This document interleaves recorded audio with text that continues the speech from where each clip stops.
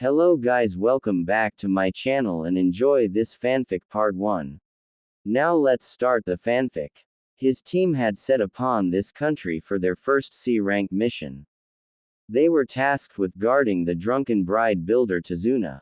It was supposed to be a cut-and-dry mission to protect the client from unsavory bandits, but it seemed that the client was not entirely truthful about the mission details. A few hours into the mission, Team 7 encountered a team of Chunin-level missing nin known as the Demon Brothers. Although he would never say it out loud, Naruto froze upon the grisly scene of his sensei being ripped to shreds. And while he did eventually come to, it made him upset with himself.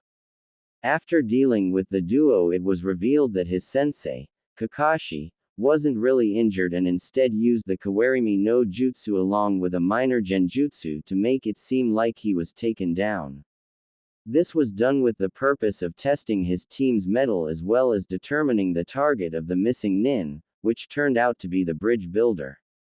Not that it was much of a surprise, as Team 7 were fresh genin out of the academy and were not even on the radar to be a target for someone, and no self-respecting Chunin would ever take their chance with the infamous Sharingan no Kakashi. According to Tazuna, a shipping mogul by the name of Gato has a stranglehold on the wave country in terms of imports, exports as well as the economy. He also is a lot shadier that he projects himself, as he uses mercenaries and hired thugs to oppress the people of the wave country and is slowly bleeding it dry. Tazuna's bridge represents the hope of the wave country to connect them to the mainland and open up a new trade route, which is why Gato wants Tazuna dead. After much debate and a bit of guilt tripping, it was decided that Team 7 would carry on the mission despite the high risks it now presented. The reality of their choice was brought to the fore when, as they neared Tazuna's house, they encountered the demon of the bloody mist Momoichi Zabuza, one of the notorious 7 swordsmen of the mist. Unfortunately for the genin, he was an A- rank missing nin and someone they had no hope against. After a prolonged struggle, Kakashi was able to overcome him, with some help from Naruto and Sasuke, and was about to deal the killing blow when a Kiri hunter nin swooped in and did the job. After Kakashi collapsed from exhaustion, the team made their way to Tazuna's house where they met his lovely daughter, Tsunami.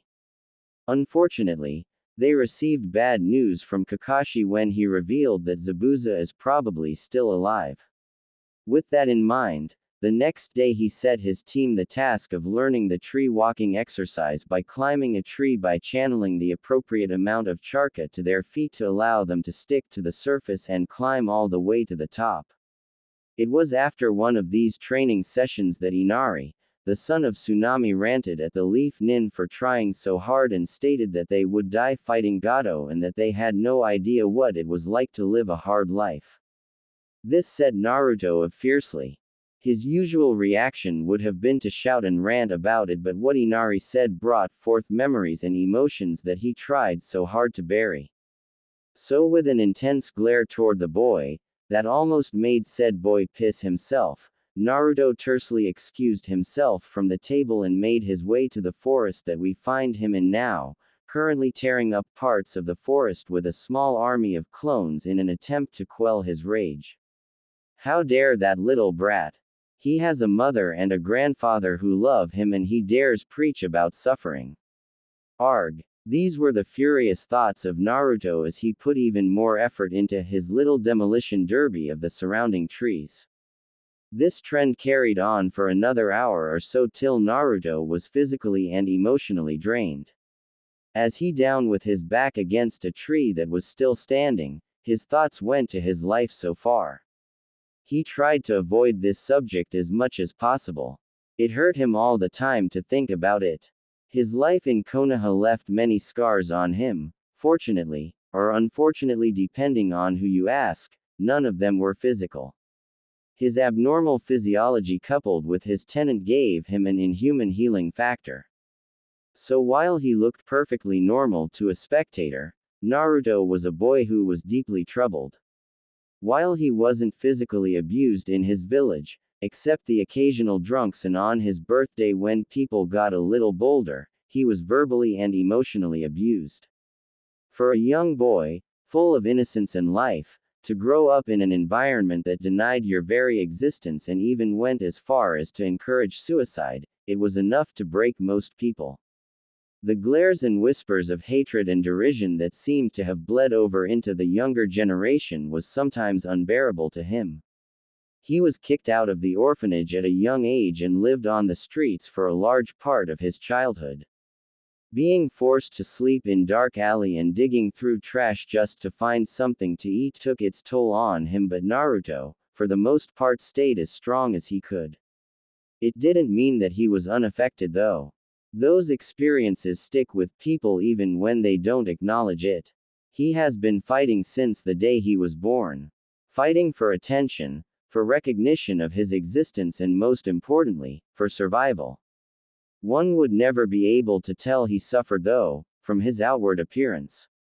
From his infectiously boisterous personality to his unfounded confidence, he seems to be a pretty normal if not annoyingly loud teen. But what lurks beneath the surface is a cacophony of negative emotions that he doesn't even realize he has. Through all the abuse that he has suffered, he suppressed his feeling, his wants and his desires to make himself seem harmless in an attempt to gain acceptance from the villagers, so much so that he convinced himself that he is happy and that if he becomes Hokage all his problems would be solved. He had been doing it for so long that he honestly started to believe it. Unfortunately for our young hero, life is never that simple, and his actions taken in an attempt to appease the villagers have him sitting on a hair trigger in terms of snapping. For the most part he can ignore what people say about him and keep smiling, but sometimes those feelings that he suppressed seep through the cracks and force him to face them, like now. Naruto looked out at the sky, a feeling of dissonance swept over him. He wondered, not for the first time, whether he could ever truly find happiness. From his perspective, he seemed to be a punching bag to whatever sick twisted deity controlled the universe and decided to single him out. He remembers the Hokage always telling him that things would get better and that he needs to be patient and understanding, but why should he? Why does he, a 13-year-old abused orphan, have to be the one to be doing that and not the adults? Why should he always have to suffer and everyone else can just make excuses for their disgusting behavior? He just felt like giving up on some days, but he knew that to do so would be a win for the villagers. So he powered on, hoping to one day find some meaning in his life. With those thoughts, Naruto allowed unconsciousness to claim him. Scene change. It was a beautiful morning as a young girl made her way into the forest. The sun was shining brightly with a cool breeze blowing through the air. The dew on the green grass along with the numerous sounds of the woodland critters truly created a peaceful and serene ambiance. The girl moved swiftly and elegantly through the woods with the basket in her hand, keeping her eye out for anything of use to her. As he went deeper into the forest, she came upon a section that looked like a war zone. Trees were slashed and chunks of the earth were overturned. It looked like a battle took place, but upon closer inspection she spotted a blonde clad in bright orange, sleeping peacefully among the debris. The young girl started as she recognized him immediately. He is the loud one from the team of Konoha Nin that Zabuza-sama encountered. Thought the girl now identified to be the accomplice of Zabuza. She paused as she carefully weighed her options. It would be so simple to kill him right now in his sleep, were the thoughts running through her mind as she approached Naruto. She crouched down beside him and reached out her slender hand towards his neck in a motion that looked like a choke before diverting at the last second and gently shaking the boy awake. "Hey, if you sleep out here you'll catch a cold, you know," spoke the girl in a soft voice. This was what Naruto heard as he groggily regained consciousness. As his bleary eyes took in his surroundings, he focused on the person whose touch he could feel. From the sweet scent wafting from the person he could tell it was a girl. He focused on her face and a huge blush covered his face as he took in her porcelain skin, long brown hair that framed her beautiful face and her chocolate brown eyes that gazed at him with concern. He could feel his heart thumping in his chest and could only find one appropriate word to describe her. Tenshi was whispered out by Naruto as he gazed almost drunkenly at the girl. The girl for her part had a light blush from being called an angel coupled with the intense gaze of the young boy. She just smiled beautifully at him instead, increasing his blush. He quickly snapped out of his funk and sheepishly rubbed the back of his head as he spoke to her. Did you wake me up, Tenshi-chan? By the way, what are you doing here? He questioned bashfully as he scratched his cheek.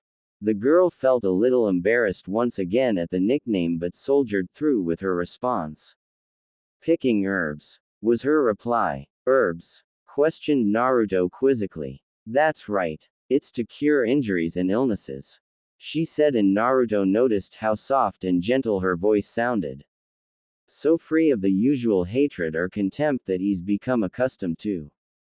It gave him a warm feeling in the pit of his stomach. Being the emotionally stunted boy that he is, he had no way of identifying what these sensations were. All he knew was that he liked the fuzzy feelings it gave him and he didn't want it to end. With that in mind, he offered to help the pretty girl to pick the herbs that she wanted. As they got to picking, Naruto would occasionally steal glances at her, if she noticed she never made it known. He decided that he wanted to hear more of her lovely voice. Tenshi-chan, why are you doing a tedious job like this in the morning? He asked. Again, a little dusting of pink made its way to her cheeks from constantly being called an angel. Please don't call me that. My name is Haku, stated the girl. Naruto's smile just widened at hearing her name but caught himself as it was only polite to introduce himself. Nice to meet you, Haku-chan. I'm Uzumaki Naruto, future Hokage of Konoha. He exclaimed boisterously, pumping his fist to the air, causing the girl to honestly giggle at his goofiness. Naruto was struck one more by the overwhelming feeling of warmth from the incredible sound of her giggles. It was delicate, like the sound of tinkling bell. He didn't understand why, but he desperately wanted to hear more of that sound. It's nice to meet you too, Naruto-kun. She responded with a dazzling smile, turning the poor boy into a blushing and stuttering mess. Haku just giggled a little in her mind. She honestly thought the boy was cute. He seemed so full of life and innocence. His smile was infectious and she found herself being drawn in by him. She knew that Zabuza-sama would not approve, but she wanted to know more of this strange boy. What are you doing here so early in the morning, Naruto-kun? She questioned. He finally got his wits about him and answered with a big grin on his face that made his eyes squint, making him look like a mischievous fox. She thought it was quite cute. Training, was the emphatic reply to her question, causing her to blink at him. Are you a ninja or something? She inquired, even though she knew he was. She felt a little guilty about deceiving him, but she didn't want to give herself away as yet. She didn't understand why, though, as he was technically the enemy, but something deep inside her was calling out to this boy. It was almost primal. She needed desperately to know what it was. That hit I ate is. Do I look like one? Do I look like one?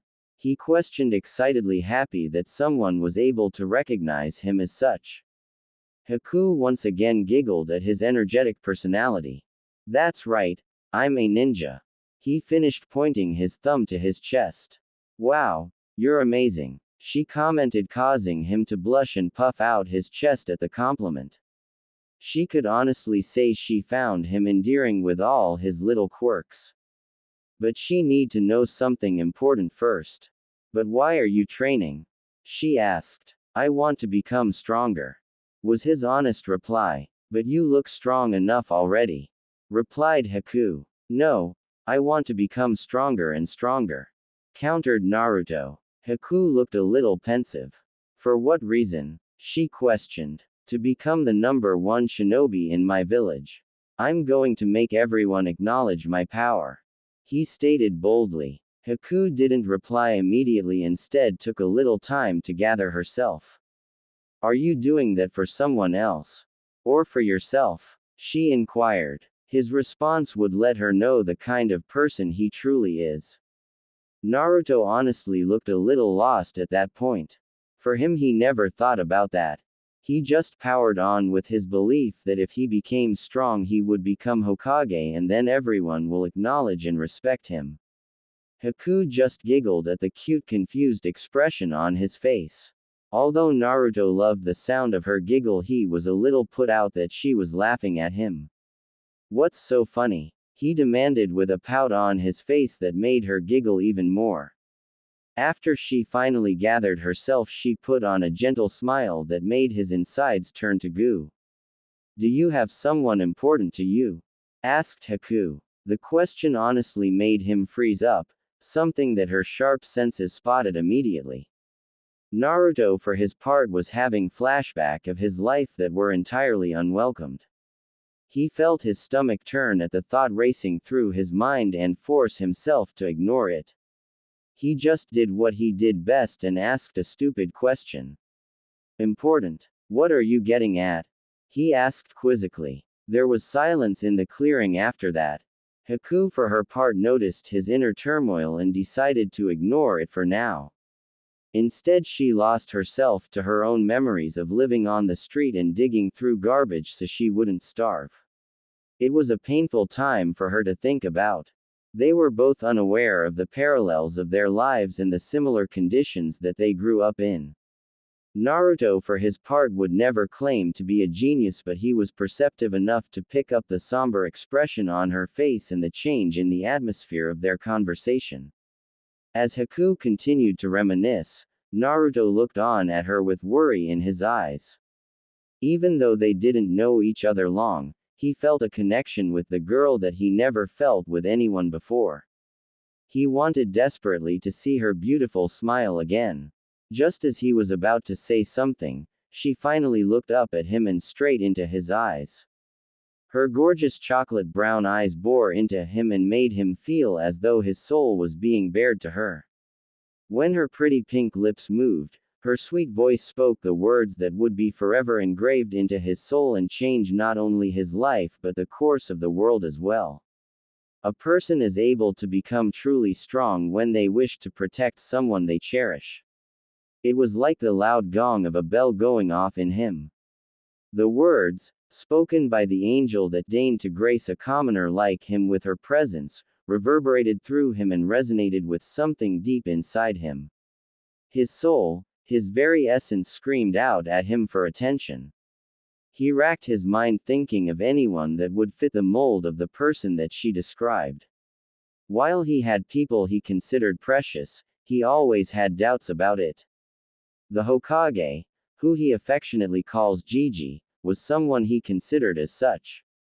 But he was the Hokage. He once said that the entire village was his family. Naruto never heard of him taking a special interest in any other orphans, so what made him special? He got his answer when Mizuki Tem revealed that the Kyuubi no Yoko was sealed inside of him. It was like a punch to the gut to hear that. He remembered asking his Gigi for years why the villagers treated him the way they do, and he always said that they feared what they didn't understand and that he should be patient with them. It never made much sense to him then, but after Mizuki revealed his circumstances it all made sense to him. It made him angry that the Hokage had been lying to him all those years. It hurt him to think of it, so he buried it deep within himself and got on with his life. But now he couldn't help but question, if he didn't have the Kyuubi sealed within him, would the Hokage even care about him? Was it all done to make him loyal to the village? If he lied about that, what else could he have lied about? The numerous times he asked about his parents immediately came to mind. The same with Iruka-sensei. He treated Naruto with the same scorn and contempt as the rest of the village in the beginning, and even though he came around in the end and became someone precious to Naruto, it's hard to forget first impressions, and he could still see the sneering face of Iruka-sensei in his mind. And while he loved the Hokage and his teacher and would protect them with his life, he can't help but be unsure and untrusting of their motives. The less said about his team the better. Sakura-chan constantly abused him, physically and verbally. Sasuke wasn't any better and treated Naruto like he was something to be scraped off the bottom of his shoe. Kakashi-sensei seemed detached and unapproachable and seemed more concerned with Sasuke and igniting the flames of rivalry between the two boys too. What seemed like Naruto pushed the last Uchiha further. He wasn't really sure what to think of the guy. The only people he can honestly say care about him and his well-being were the father-daughter duo that owned his favorite ramen stand that always fed him when he went hungry, Ichiraku Ramen, Tsukiji and Ayame Nichan. While it was a sad state of affairs, he was okay with it for now. This passed through his mind in a few seconds as he finally looked up at Haku. Said girl had to hold back a gasp at the look in his eyes. She would know, she sees those eyes in the mirror every time she looks. Naruto didn't know why, but he trusted this girl in a way that he hasn't anyone else. He felt as though he could bare his soul to her and she would embrace it and help to mend it. He decided to take a chance and told her about his life and the struggles he has been through. It was the first time that he has ever spoken to anyone about the demons that plague him. Haku for her part was shocked at the similarities between them. She now understood why he seemed to call out to her. He was a kindred spirit. She could tell that it took a lot for him to open up to her, which is testament to how wounded he is that he trusted a complete stranger with his emotions instead of anyone in his village. She decided to return the favor and tell him about her life, minus her role as Zabuza-sama's accomplice. He was shocked as well at how comparable their lives were. From there on they spoke about more about themselves as they shared their hobbies, likes and dreams. Haku was happy to know that Naruto had quite the green thumb when it came to flowers, and Naruto was ecstatic to learn that his new friend enjoyed ramen, though not to extent that he did. The conversation flowed on smoothly from there onward, and Naruto felt as if a weight was lifted off his chest, a weight that he didn't even know was there.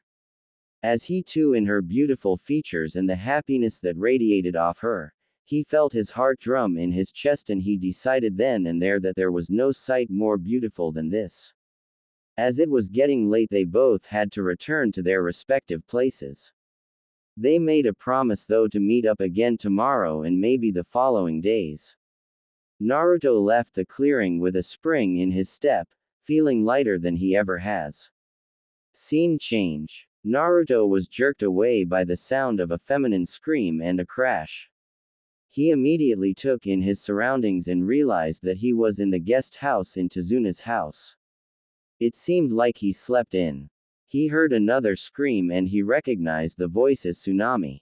He kicked into action and made his way down the stairs. The scene before him made his blood boil. Tsunami was on her knees, being held by her hair by one of Gato's thugs. An area of her face was red, indicating that she had been hit, while the other advanced towards a trembling Inari. He was about to make his way to them when he heard Inari. "Let go of my mom, you jerks!" he shouted whilst brandishing a kitchen knife. Naruto broke out into a little smile at the boy finally finding his resolve to stand up for himself and his mother. While the thugs laughed at him, Naruto created two clones and quickly used the Kawarimi no Jutsu to replace Tsunami and Inari with them and proceeded to beat the thugs into unconsciousness while the two looked on in awe. After rounding them up with some ninja wire and asking his clones to take them out in the woods, he turned to the residents of the house. He smiled at Inari. "Good job protecting your mother, Inari. I'm sure she's proud of you," he stated, causing the boy to blush happily at the praise and his mother to beam happily at him.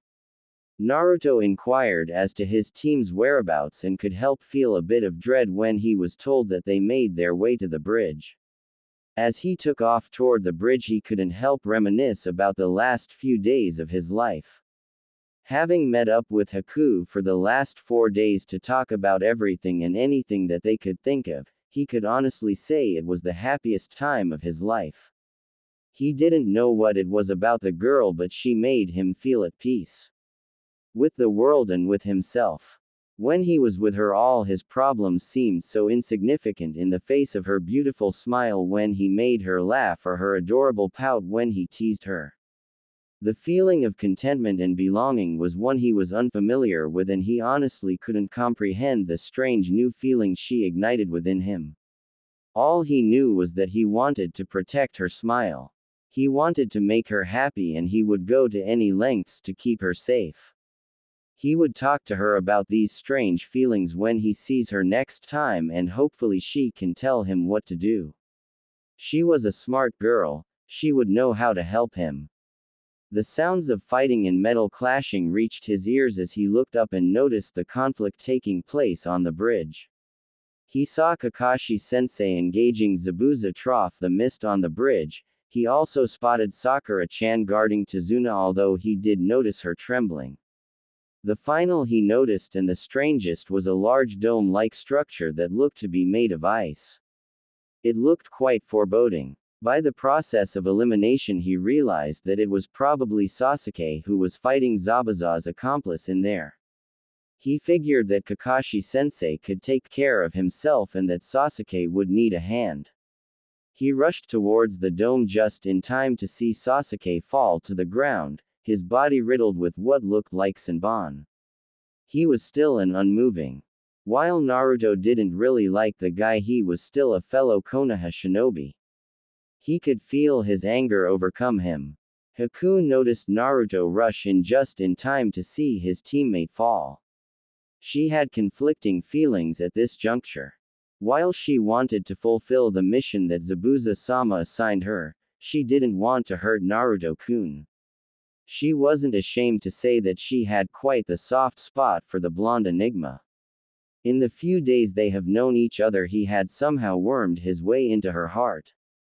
She knew that she would never be able to harden her heart enough to do what needs to be done. Was he a friend of yours? He fought well. He just wasn't strong enough. This is the way of the shinobi world, said Haku solemnly. She knew he was still alive as she didn't aim for any vital points, but she needed to keep up the charade. While this was going on, Naruto was thinking about the words Haku spoke to him in the forest when they first met. A person is able to become truly strong when they wish to protect someone they cherish. He would never consider Sasuke someone precious to him as long as he lived. But as his teammate and fellow Konoha nin, he was the closest to fulfilling that description, even if it's just for a moment. He wanted to live by those words spoken by the angel who gave him newfound strength and determination. He pictured it was her lying there instead of Sasuke. When he did, something inside him snapped and a monstrous amount of chakra burst from his body, saturating the atmosphere of the bridge with an air of oppression and malevolence. Haku was shocked at the power that her friend was radiating. It was palpable in the air. She never imagined he was this strong from their interactions. He was always so gentle and caring towards her. Thinking about it made her heart flutter. Looking at him now, she couldn't help but smile. While she only knew him for a few days, she can say with confidence that she knows him well enough to know what he is thinking right now. He is probably repeating the words she spoke to him and trying to live up to them. That brought a warm smile to her face, knowing that her words brought out his inner strength. For a large part of her life, she viewed herself as a tool. A tool for Zabuza-sama to use. But even if it's for a few moments, she will be the tool that will give her new friend the strength to break his shackles. With that in mind, she directed her Senbon at him, aiming for non-fatal spots. He didn't even move as the visible shroud of chakra around him deflected the Senbon, much to her shock. She decided to dart between her mirrors to get a better angle, but she found herself momentarily frozen as Naruto followed her speed and intercepted her. That fraction of a second was all that he needed, though, as he delivered a thunderous haymaker right to her face, sending her crashing out of the dome, causing the entire structure to collapse. Naruto felt the adrenaline pumping through his veins. He would admit that the power he was feeling was a bit addictive, but then he pictured Haku's face and he promised himself that he would never lose himself to it. As his opponent groggily stood up, cracks could be seen showing of their mask. Naruto charged in once more to deliver a finishing blow. As his fist neared the face of his opponent, her mask shattered, revealing the face of the person he now held closest to his heart. Even covered in blood and wounds, she was the most beautiful person in his eyes. Her sad smile tugged painfully at his heartstrings. At this moment, he was lost and confused. All his power just ebbed away in her presence. Haku-chan. Why? He questioned with a hitch in his throat. She just looked at him sadly. I am Zabuza-sama's tool. I'm sorry, Naruto-kun. I seem to have outlived my usefulness. Please finish me off. I can die happily knowing it was by your hands. She said somberly. Naruto was having trouble comprehending the last few moments of his life. He was starting questioning his interactions with the girl. The fact that Haku was an enemy hurt him, but more than that, hearing her defeatist attitude and calling herself a tool pushed him over the edge. How can you say that? You're my friend Haku and I would never hurt you. You're the one who made me see that I was worth something. You're the one that taught me to value my life no matter what I've been through, so how can you think so little of yours? I won't allow you to think that way, countered Naruto emphatically, bringing a bright smile to her face. His presence alone filled her with incredible warmth and security. He was like a gentle ray of sunlight in her dark world. She had no problem admitting to herself that what she felt for him was far deeper than she anticipated. Her reply was cut off though by the loud sounds of what sounded like chirping birds. She looked towards Zabuza-sama and saw that he was in trouble. Although what she was about to do filled her with sadness, she couldn't help it. I'm sorry, Naruto-kun. It looks like this broken tool has one final purpose to fulfill. She spoke with deep regret as she gathered the final vestiges of her power and disappeared from the spot. Naruto screamed out her name in anguish and ran in the direction he knew he would find her and could only hope he wasn't too late. Scene change. Kakashi was exhausted after a grueling fight with the infamous demon of the mist as powered up his only original just suit to finish the job. He was finally able to catch Zabuza off guard with his summons holding him in place for him to deliver the final blow. He ran forward with as much velocity as he could gather and thrust his hand towards the chest of his enemy. Reikiri. Shlurk. The sound and sensation of his hand sinking into flesh greeted him, but as he looked up and saw the face of a young girl, one that he realized from the way she dressed was Zabuza's accomplice. This was the scene that Naruto walked into. The hand of his sensei stuck in the chest of his most precious person. Haku-chan. He screamed hysterically, snapping Kakashi out of his funk, making him withdraw his hand, causing the girl to fall forward. As she was about to hit the ground, Naruto rushed forward and slid on his knees, skinning them in the process, and gathered her in his arms. As he gazed upon her dying visage, Naruto felt the dam break. Never once in his life has he ever given into the sadness that plagued him. He refused to shed tears. Throughout it all he stayed strong. But as he looked at the state Haku was in, he felt all the tears he ever held back burst out of him. He held her close as he sobbed his heart out. As he circled though, he felt a soft dainty hand gently cup his cheek. He followed the hand to the face of his angel. The one who brought him salvation. You're always such a cry-baby, Naruto-kun. She joked at his expense. Why, Haku-chan? He questioned weakly. I'm sorry, Naruto-kun. My body just reacted on its own. But I don't regret it. I was able to protect my precious person. She answered with a happy smile. Was it all a lie? The time we spent together? Questioned Naruto desperately. He needed to know. Of course not, Naruto-kun. Cough. I treasured every moment I spent with you. I told you I always thought of myself as a tool. But when I'm with you, I feel like I can just be a regular girl. You made me feel human for the first time in my life. Every second spent with you is something I will forever hold in my heart. I know you, have no reason to trust me, Naruto-kun, but please believe me when I say you mean the world to me," said Haku with a gentle smile on her face. Naruto felt his heart swell at that, and even more tears came to his eyes. "You mean the same to me. Before I met you, I was so lost. I felt I had no purpose in my life. But you came along and filled me with this sense of warmth that I never felt with before. Your smile filled me with happiness that I've never known. Hearing you laugh made me feel as though I could spend the rest of my life listening to such a beautiful sound. I swore that I would protect you with my life if I had to, just to preserve that smile. I know I'm a pretty dumb guy, so I told myself the next time I see you I would ask you what those strange feelings meant, because I just didn't understand them," said Naruto in a bit of a rush. All he got in response was the same beautiful laugh that he became addicted to. "Love, Naruto-kun. That feeling is love," answered Haku with the brightest, most beautiful smile he has ever seen from her. Even near death, her radiance was unmatched in his eyes. "I know that because I feel the same way when I am with you.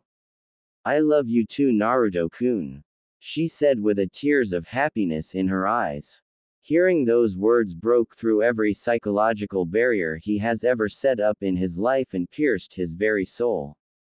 The happiness he felt from that single statement made his entire life worth it. All the abuse was worth it if it meant hearing those magical words from this angel in his arms.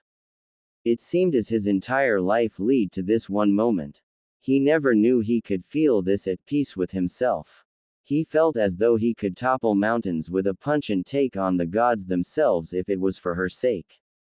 As he was stuck on cloud 9, an unwelcome sound brought his happiness crashing down. Cough, cough, was the sound of Haku coughing up blood. Her breathing was getting shallower. Naruto started panicking. "Haku-chan, hang in there please," he pleaded. "I'm sorry, Naruto-kun, but I'm not going to make it," she said with a sad smile. "No, don't say that. I know you can fight this. Please, you have to," he cried. "Don't be sad, Naruto-kun. I'm happy that if I'm going to die it would be in the arms of the man I love. There is no better way to go for me," replied Haku with a content expression on her face. "No, don't say that, Haku-chan. I still need you. You're the only one that loves me. I can't go back to the way things were. I can't go on without you, Haku-chan. Please, please, I'm begging you. Please don't leave me," begged Naruto as he sobbed into her chest. It broke Haku's heart to see him like this. She too wished that she could spend the rest of her life with him. She could almost picture them living in a little house near the river with her taking care of their beautiful children while her Naruto-kun went out fishing to bring home food. She pictured him as a goofy and over-affectionate dad that clung to their children, annoying them to no end. She pictured the beautiful moments that they would share as lovers. But she knew that it would never happen, and it broke her heart. Those images, no matter how fleeting, were ones she longed for, and she knew her beloved was the same. It brought tears to her eyes knowing the pain he would be in because of this. That's why she needed him to know. She needed him to make peace with what was about to happen. "Naruto-kun, I know it hurts. I don't want to leave you either. I wanted to live with you. To start a family with you. To grow old with you. But I won't make it." Sob. "I know it will hurt, but I also know that you are strong and that you will overcome this. I know in my heart that you will be somebody great in this world, Naruto-kun. I can feel it in my heart, that my Naruto-kun will change this cursed world we live in someday. So please, please be strong for me. Don't close your heart off to others. I'm selfish in that I don't want you to ever forget me, but I also don't want you to be alone for the rest of your life. Promise me, Naruto-kun, as my dying wish, promise me that you will find love again, promise me, pleaded Haku. Naruto felt even more pain at the thought of forgetting his angel. He didn't know if he could do as she asked, but there isn't anything in this world he wouldn't do for her. With a wry chuckle, he responded to her. You aren't fair, Haku-chan. You know I would never deny you anything. His response made her giggle. The giggle that he loved so much. He just took this time to gaze at her beautiful face, engraving every feature of hers into his mind and his soul. Her hand weakly came up to cup his cheek as he looked into her gorgeous brown eyes that drew him in. She smiled softly. Can be selfish once more and ask for one more request?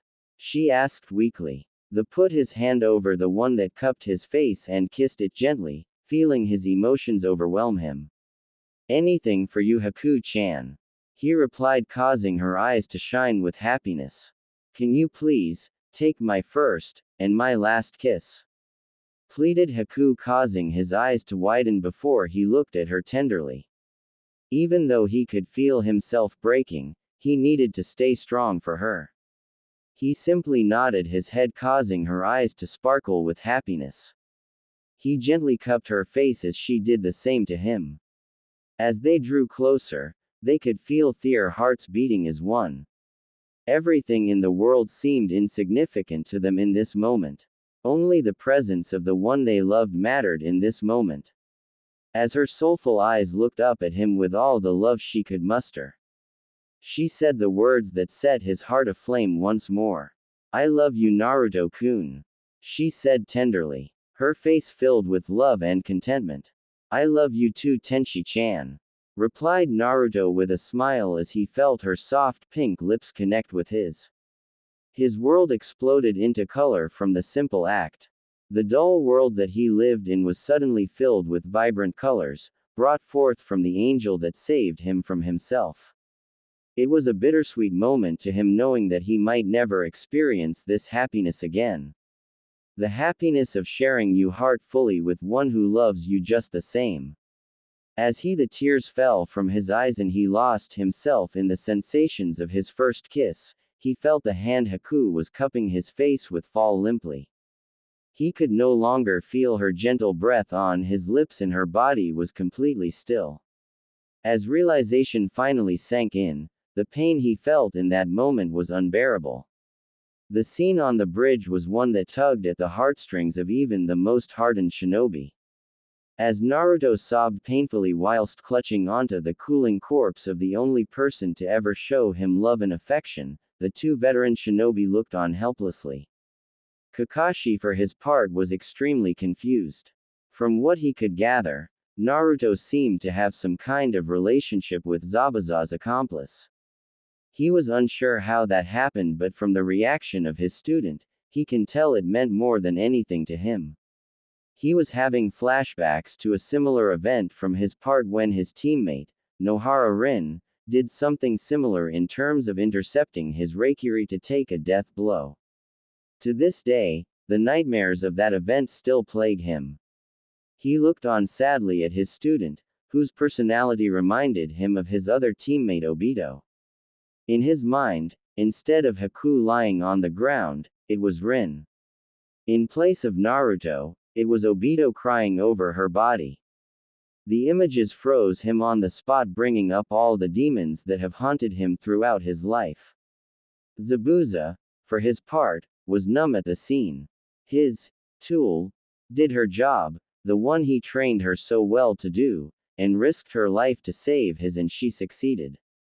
But as he looked on at the blonde brat cradling her in his arms, he can't help but feel a piece of himself missing. He thought back to the dirty little girl that he met under the bridge that day. How he took her in and trained her to be the perfect tool. He thought back to the many adventures they had on the road.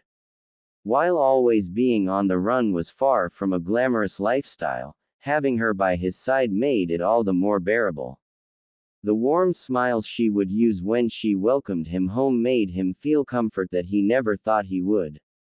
He's never had any children, but he couldn't help but wonder if that was what it was like to have a daughter. It was a bittersweet thought for him, as it was too late now to tell the girl what he should have a long time ago. Maybe if he did, she wouldn't have done what she did and would still be alive instead of taking a killing blow for him. He knew he was going to die anyway, though. He lost far too much blood. All Haku did was give him a little more time. He could feel his eyes getting a little moist from thoughts of how it seemed his adopted daughter died in vain. The somber atmosphere on the bridge was interrupted by the unwelcome sound of clapping and snickers. "Ooh, oh, looks like you're getting your kicked. How disappointing, Zabuza," came the obnoxious nasally voice of a short man standing at the end of the bridge surrounded by numerous thugs. "Gato," spat out Zabuza. "What are you doing here? And what's with those thugs?" "Hee hee, we had a little change of plans," replied Gato snidely. "I'm sorry, Zabuza, but you're going to die here." "What?" roared Zabuza. "If I rented out regular ninja, it would cost a lot of money. So, I rented out a nuke nin like you. If you ninja had just killed each other, it would have saved me the trouble and money," commented Gato with a sneer on his face. "And you call yourself the Kurigakure no Kijin? You're just a cute little demon if you ask me," he finished with a mocking tone of voice, much to the amusement of the thugs around him, who started laughing and jeering at Zabuza.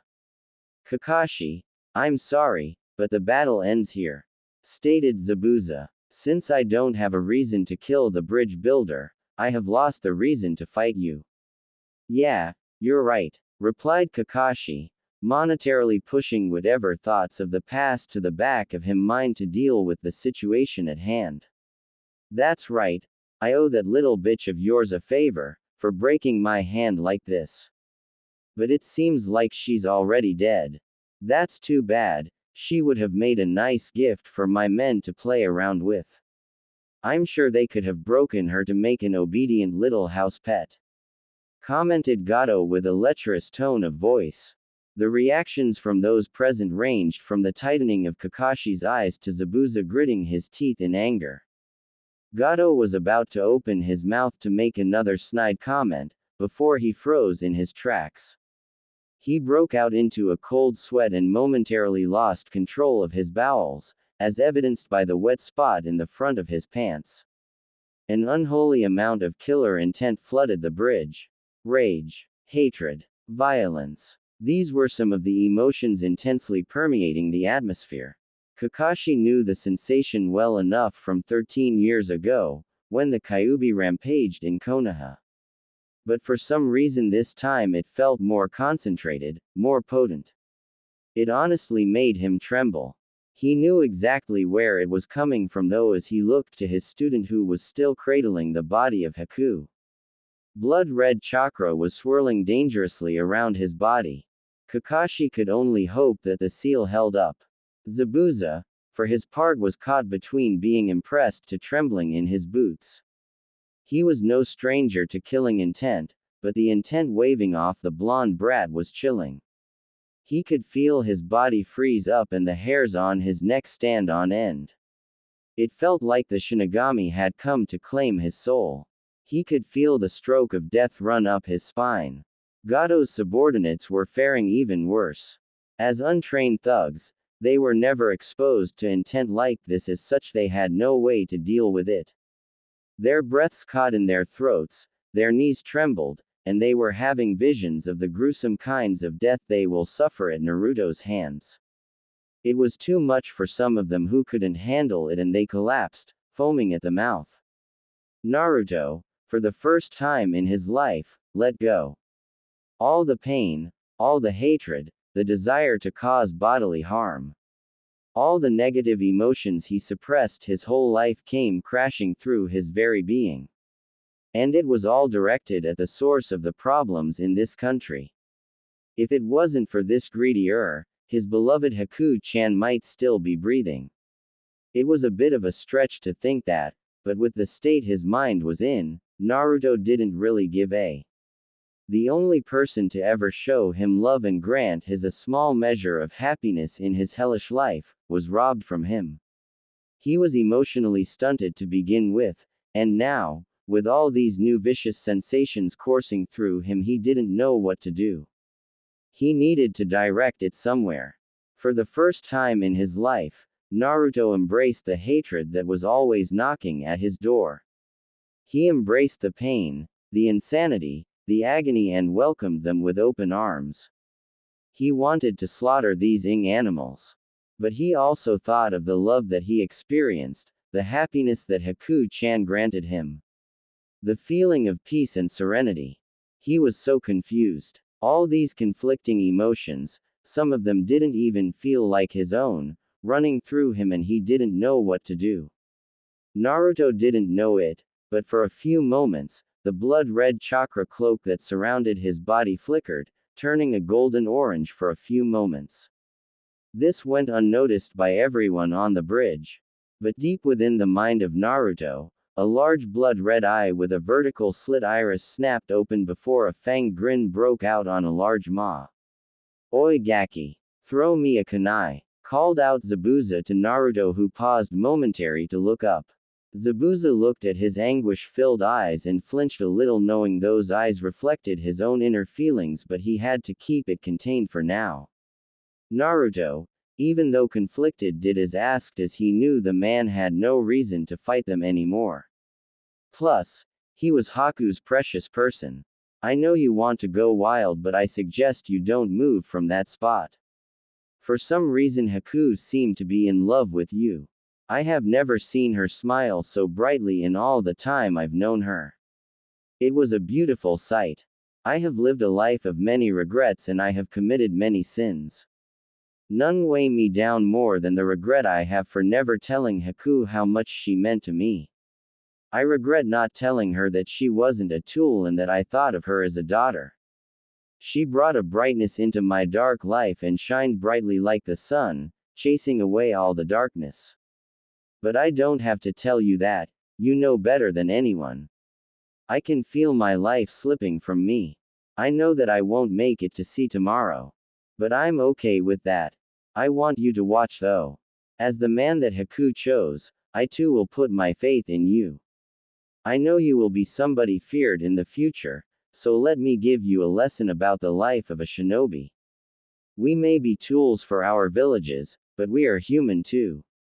Listen well, the measure of a shinobi isn't taken from the life that they lived, but the way that they died. My last act in this life will not be as the Kurigakure no Kijin, but as the proud father who will pave the way for the one who gave my daughter back her smile, by protecting what is precious to me. All I ask is that you bury me next to Haku when this is done," finished Zabuza with an uncharacteristic smile on his face as tears ran down from his eyes. He caught the kunai Naruto threw at him with his teeth, as his arm were immobile from the damage he took from the fight with Kakashi. The thugs were finally regaining some of their bearings when Zabuza exploded into action. With the swiftness of a predator, he pounced on his prey, slashing throats and crushing skulls under his boots. His powerful neck and leg muscles were on full display as he tore into the gang of thugs like they were made of paper. It was a gruesome, but at the same time mesmerizing sight to Naruto.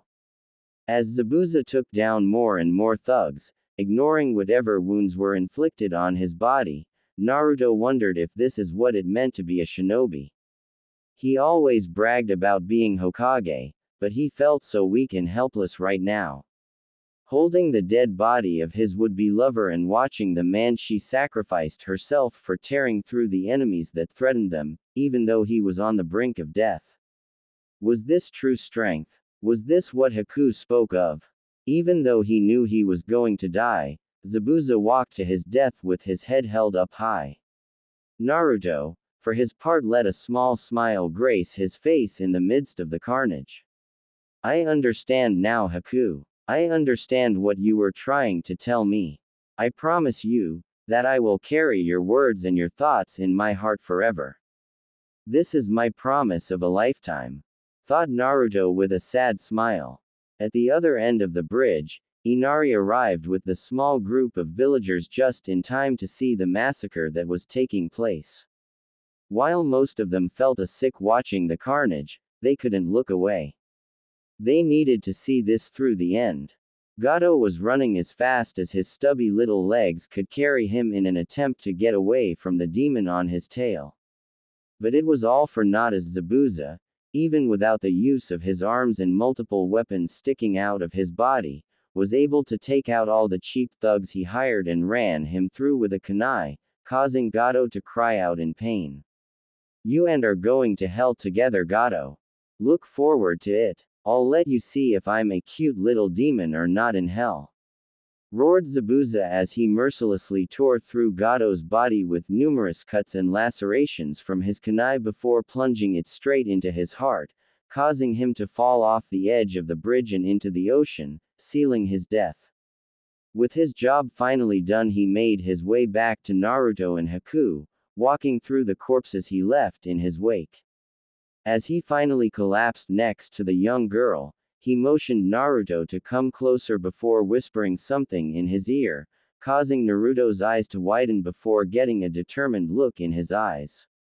It's time to say goodbye, Haku, thank you for everything. I'm sorry. Those were the final words of the feared Kurigakure no Kijin who died, not as a tool or a demon, but as a human, protecting the one he held closest to his heart. He died with a smile on his face. Scene change. Naruto stared solemnly at the two grave markers before him as he reminisced the last week or so spent in this country. He experienced fear, sadness, anger, love and happiness, along with a cacophony of other emotions.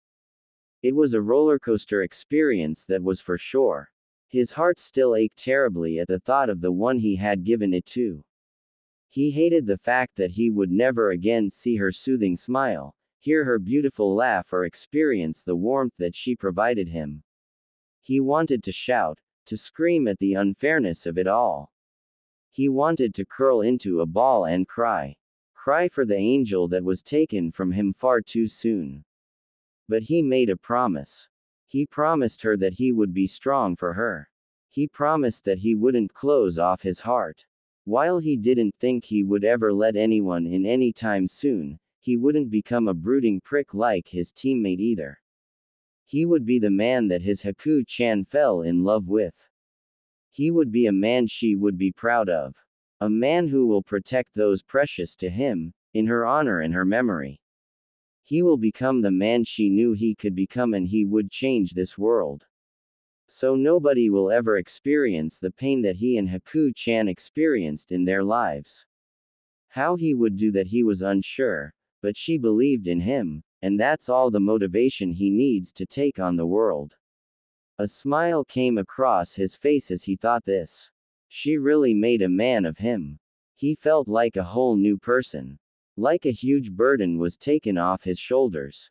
He felt someone lay a hand on his shoulders and looked to the side to see Kakashi-sensei standing beside him. Are you doing okay, Naruto?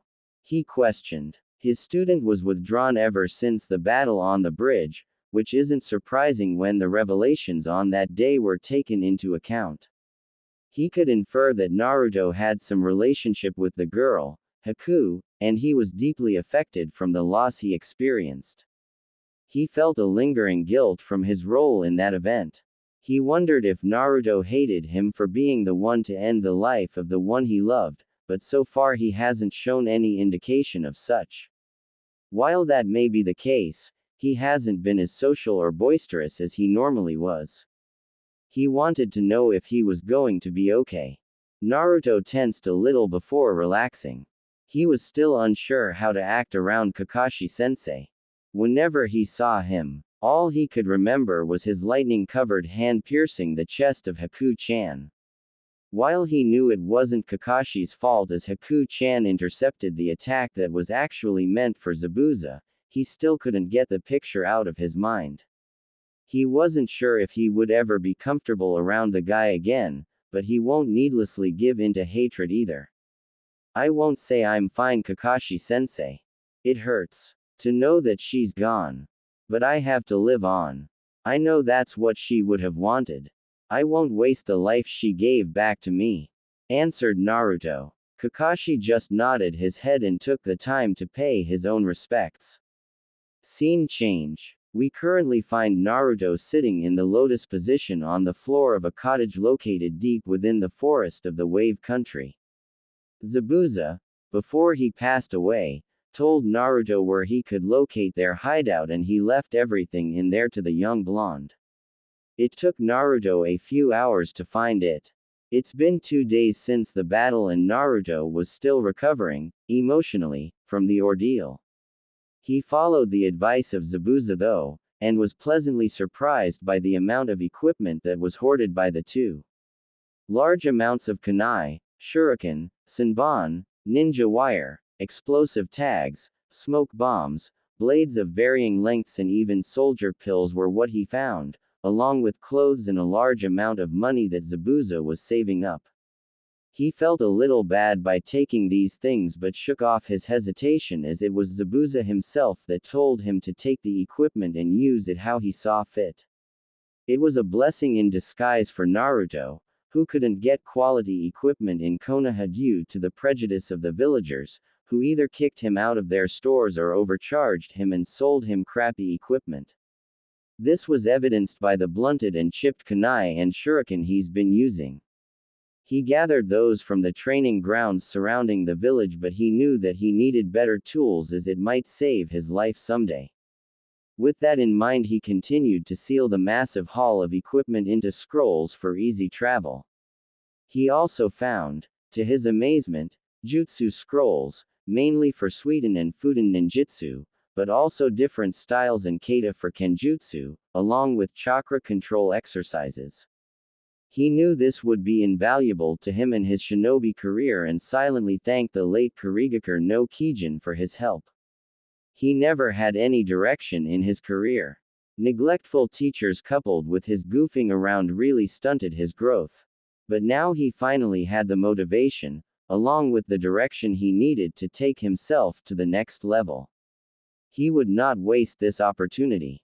After finally sealing everything away and packing the scrolls away into his backpack, Naruto took up the lotus position we now find him in. He didn't really know why, but it felt as though something was calling out to him. He was always one to trust his instincts, and right now his instincts were telling him he needed to do this. He was aware something had changed within him. Ever since the events of the bridge, he noticed that he could sense the people around him. It happened on the bridge as well, when he was hit by a multitude of different negative emotions. He didn't understand it then, but over the last few days, he instinctively could tell when the people around him were feeling any negative kind of emotions. He wondered if this was a bloodline or something, but he never told anyone about it. He was still uncomfortable around Kakashi and he felt a bit alone right now. So he decided he would keep his strange new ability to himself. He sat there meditating for what felt like hours. He didn't know how much time had passed, but he knew he needed to keep it up.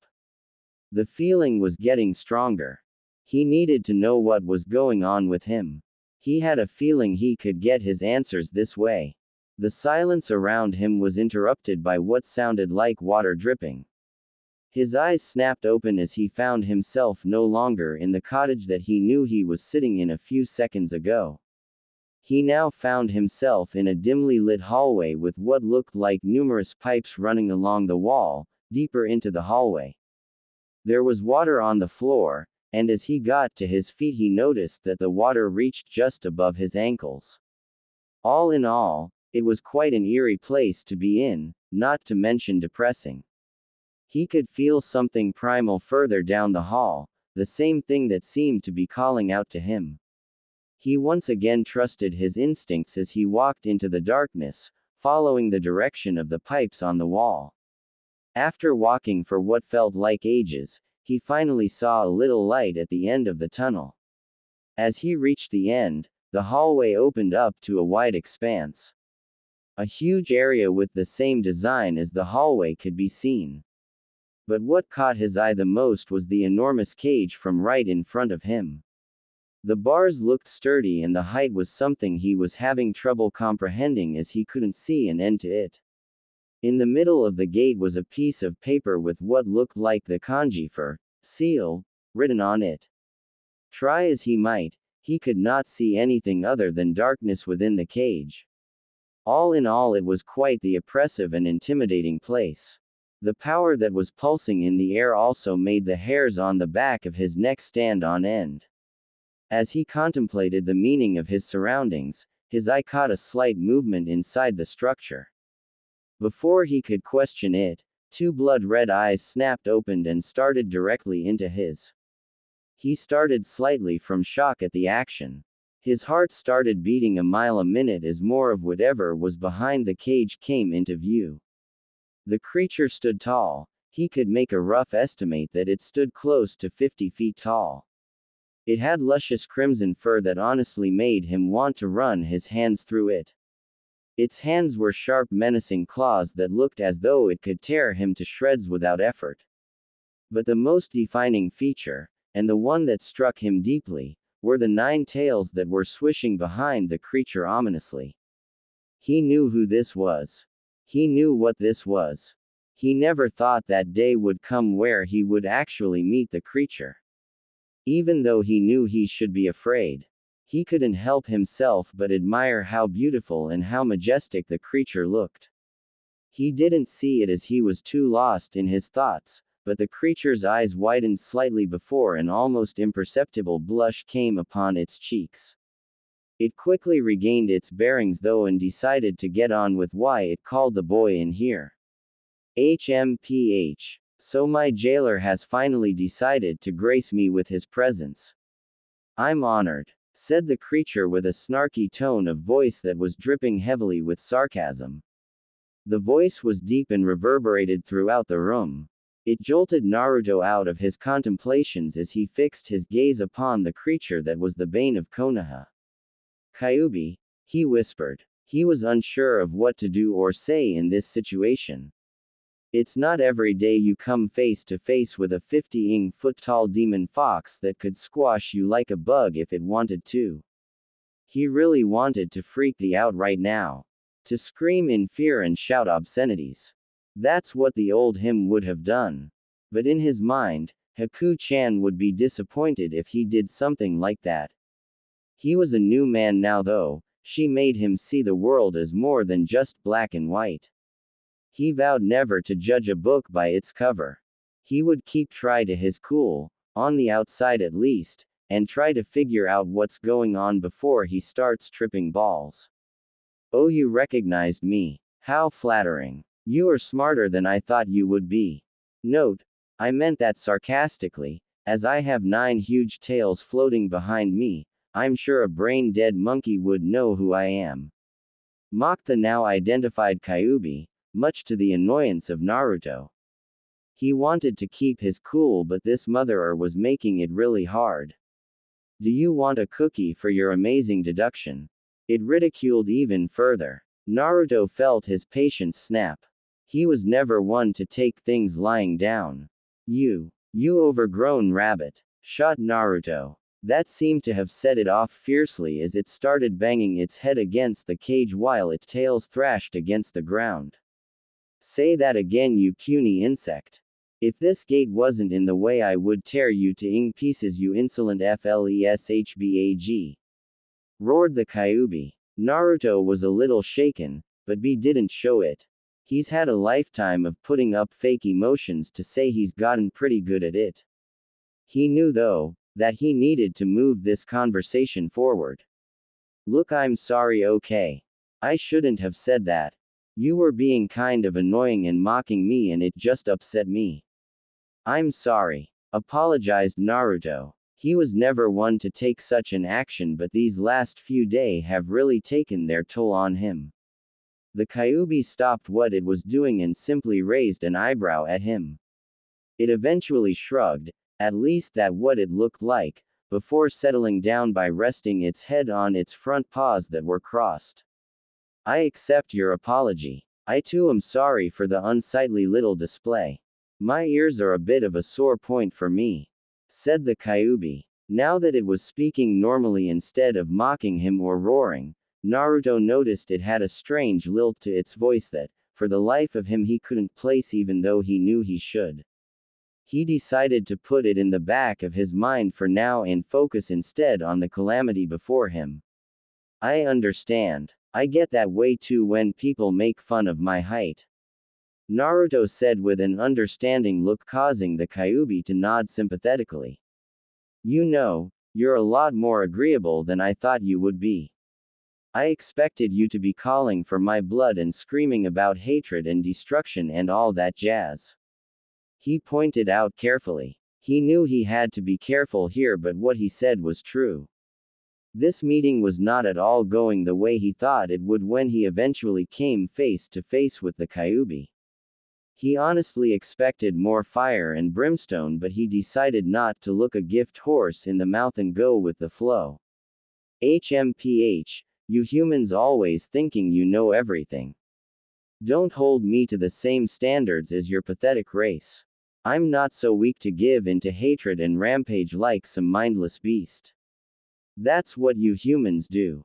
I'm far more elegant and refined than that, stated the Kyuubi a bit pompously, causing Naruto to chuckle a little, internally of course. He didn't want to set off the creature again by laughing at it. Not sound like an, but you kind of rampaged in Konoha 13 years ago.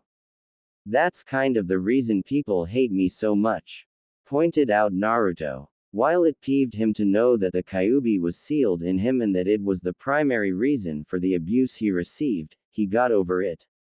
Blaming the Kyuubi for the situation they were both in would make him no different than those ignorant villagers. Something he vowed never to emulate. Humans are always looking for an outlet for their hatred, boy.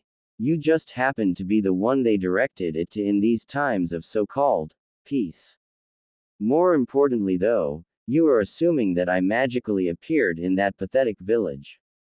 You would be wrong. You see, I was in that village since the very beginning, replied the Kyuubi cryptically. Naruto was now majorly confused. He was never one to claim to be a genius, but he also didn't think of himself as being stupid. In times of need, he could think up strategies on the fly better than anyone else. But he was having a hard time wrapping his mind around what the Kyuubi was implying. He didn't even know what this magic was that it spoke of. If what it said was true, somebody would have noticed a big fox around the village at some point. It wasn't like it was easy to hide when you're a 50-footing monstrosity. Except of course in his case when it was sealed into high. His eyes suddenly widened in comprehension. Ho, looks like you aren't as dumb as you look. That right, boy. You are not the first person I have been sealed into. In fact, you are the third. Jinchuriki. It means, power of the human sacrifice. That's what humans refer to people like you who have biju sealed into them, said the Kyuubi. Naruto was in a state of shock. He was the third person to have the Kyuubi inside them. Why didn't anyone tell him that? Why didn't the Hokage make that public knowledge when he revealed that to show the people that he wasn't actually the Kyuubi?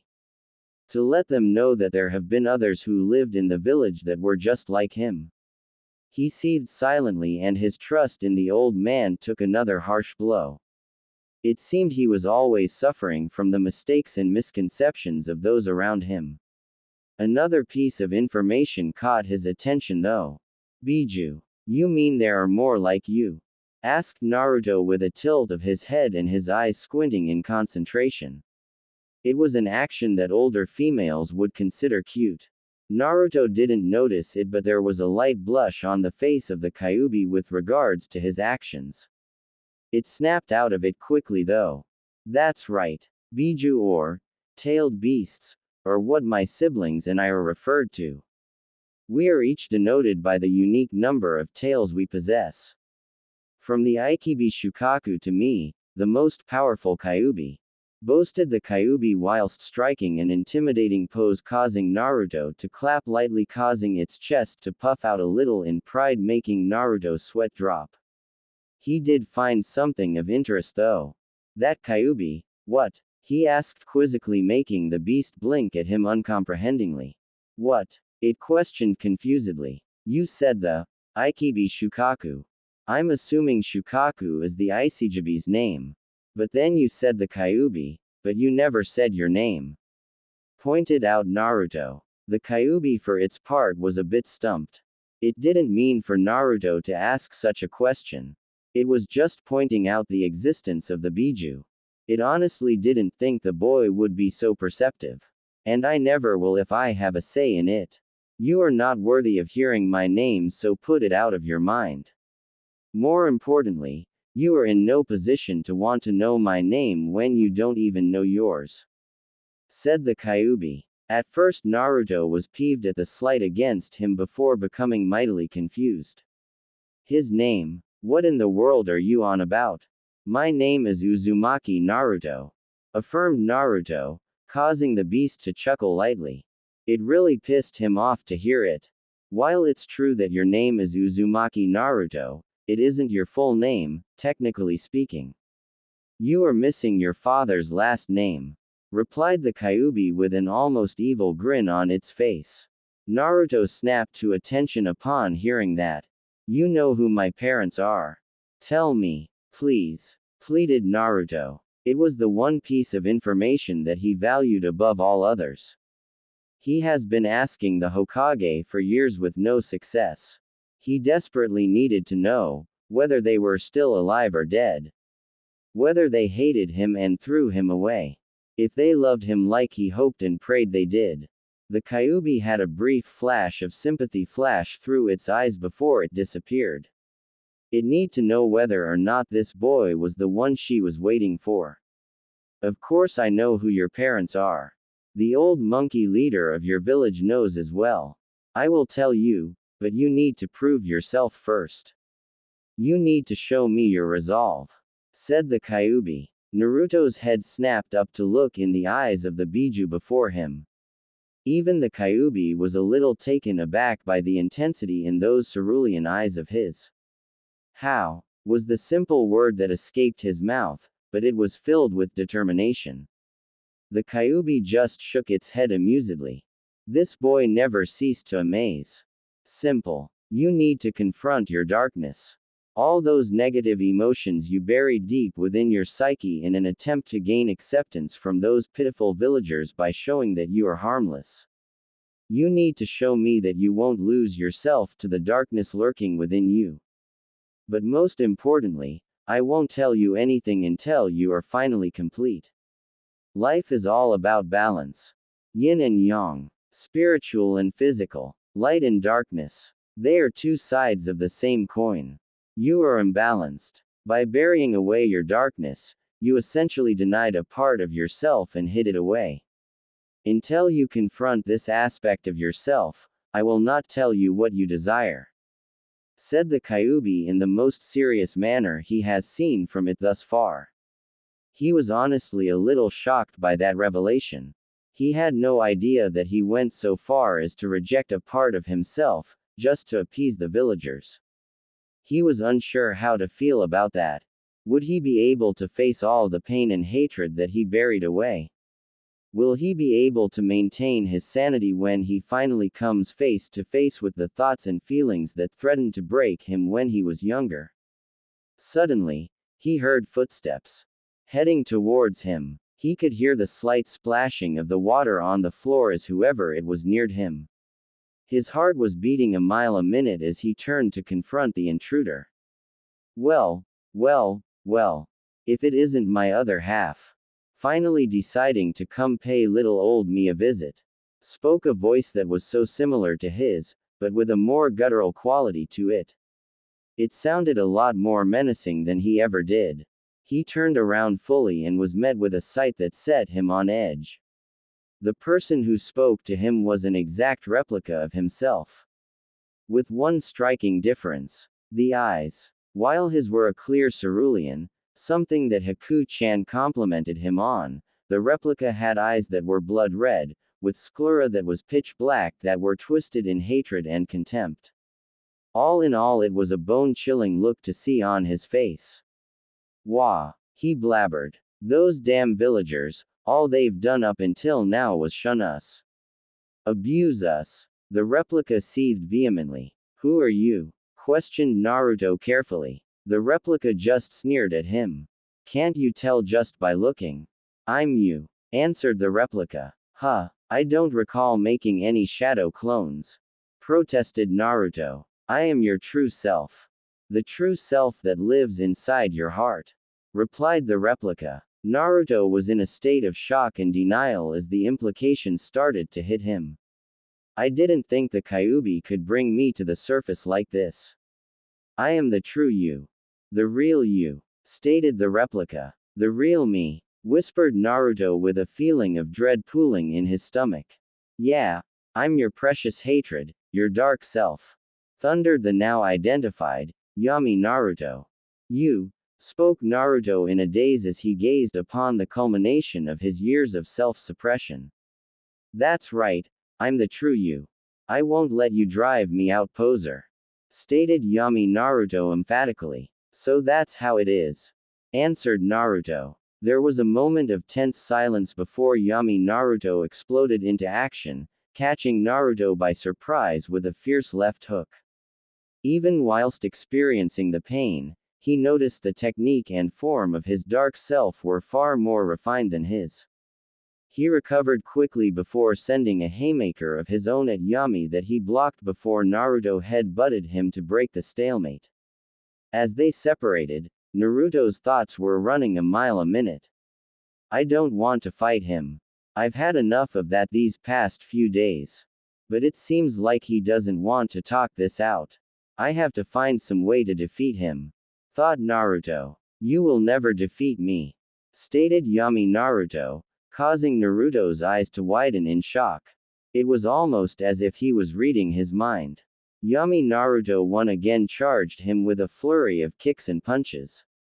Most of them were blocked by Naruto, but he still took a lot of damage. He was putting up minimal resistance as he continued to take a heavy beating. He didn't want to fight. He was already messed up enough. What use would it be to be at war with yourself? His mind drifted back to the days he spent with Haku-chan. Flashback. Is it wrong, Haku-chan, to feel hatred for the people who've hurt me? Is it wrong to want to hurt them in return? Will you think any less of me? Questioned Naruto as his head lay in the lap of Haku. They were in the clearing where they first met 2 days ago. Naruto had a solemn look on his face, with hints of fear as he asked his companion this question. Haku, on the other hand, had that gentle smile of her face that caused his heart to flutter in joy. Never, Naruto-kun. I could never think less of you. It's not wrong to feel these emotions. Everyone feels them at some point, myself included. It's a part of life. What important is that while it's okay to feel them, one must never give in to them. You have to accept that part of yourself. Denying it will only compound the feeling. But you should never let hate overcome you. That's why I think it's important to fill yourself with love, to counter the hate, answered Haku with a beautiful smile on her face that made Naruto break out into one of his own. Flashback end. Naruto smiled gently to himself as he recalled his angel and the words she spoke to him. It was almost prophetic when you consider the situation that he is in. He could feel himself being filled with energy. He didn't understand fully when she said those words to him, as he had no understanding of love at that point, but now he understood. Yami Naruto, for his part, was irked. His counterpart was not fighting back at all. And now he had this happy smile on his face. What are you smiling about? Do you think this is a joke? Thundered Yami Naruto. No, I don't think it's a joke, answered Naruto with the same smile on his face. Then stop smiling. I hate that smile. It's the same smile that you use to cover up the pain those worthless villagers inflicted on us. You might have forgotten, but I haven't. You seem to have forgotten that for 13 years they treated us like shit. They knew we weren't the Kyuubi. They knew we were just the container, but they still scorned us. They taught their children to do the same. Even though they knew this, they still treated us like trash. No, they treated us lower than trash. They treated us like some lower life form that didn't even deserve existence. We were denied the ability to pursue our own happiness. Apparently that was too good for us. And all you do is smile and say you will protect those same monsters who denied us for so long. Screamed Yami Naruto. The pain in his words were something that struck a chord with Naruto. These were his feelings, his thoughts. Ever since he was younger, he had an aversion to thinking. If he thought too deeply, he would question why people hated him, knowing he would never get the answer. He would question why he was the only one who wasn't allowed to be happy or have friends when he knew the answer would be too painful to bear. So he suppressed the need to think too deeply, hoping to avoid causing himself too much pain. He smiled sadly at his dark counterpart. It's true. I used this smile to cover up the pain that we experienced. I don't regret it though. I know that if I didn't, the pain, the loneliness and the hatred we felt would have broken us. You were right about those villagers though. I see that now. But it won't change much. I will still smile through it. Answered Naruto. It caused Yami Naruto to explode in anger at hearing his answer. How can you say that? They've always deceived us. They made up random rules to shun us. Do you not remember the pain? It was almost unbearable. I'm the only one that understands you. Shouted Yami as he charged Naruto. Tears were running down both of their eyes as they relived the pain and loneliness of their childhood. They both understood each other far better than anyone else. As Yami got close to Naruto, he his fist back to deliver a punch but never completed it as Naruto held him in a strong embrace. Filled with love and acceptance. How can you accept them? Yami whispered painfully. Naruto just smiled through the tears. You seem to have misunderstood me. I know how the villagers treated us, and for so long I yearned for their attention, for their acknowledgement. Even going so far as to pull pranks and wear this bright orange jumpsuit, although it's all they would sell to me, just to gain attention. Even if it wasn't positive. I didn't care, as long as they were looking at me. I even neglected my shinobi training, being the dead last, the dobi, because I was too busy trying to get their attention. Even though I now know it was in vain. You don't have to worry though. I finally understand. I know that I can no longer run from all that which I buried within me. I can no longer push you away and hope they will accept me. Because I already found someone to accept me. My existence was finally acknowledged by someone. She accepted me, faults and all, and returned it with unconditional love. The opinions and acceptance of the villagers are a shallow consolation prize now. We hit the jackpot, when an angel, so pure and filled with love, gave us what we've craved all our life. From this day forth, I promise you, no longer will I smile just to hide the pain. I will smile knowing that wherever she is looking down at me and happy knowing that I will be free to be who I am because her love gave me the strength to. The acknowledgement of the villagers no longer matter. If they want to hate us, let them. But I won't give into my hatred, that would make me no better than them. I will stand strong, and I will persevere. I will protect the village, not for the villagers, but because it's our home. It's where Tsukijiji and Ayame Nichan are, the same people who fed us when we were starving. It's where Iruka-sensei is, the first teacher to help us and the one who allowed us to become shinobi. It's where Gigi is, even though he lied to us, he still is the closest thing to family we have. We will become strong to protect those few precious people that we have.